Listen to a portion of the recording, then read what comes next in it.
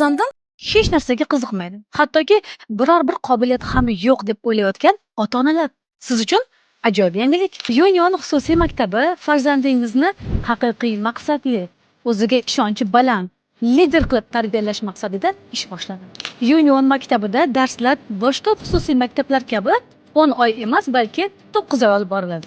Biz bolalarni o'qishga majburlamaymiz, aksincha bolalarni o'qishga qiziqtirishga intilamiz. O'quvchilarda tanqidiy va tahliliy fikrlash, ijodkorlik, muzokara olib borish san'ati, nutq san'ati va moslashuvchanlik kabi hozirgi zamonaviy dunyoda har bir inson bilishi kerak bo'lgan qobiliyatlar innovatsion metodikalar orqali shakllantiriladi.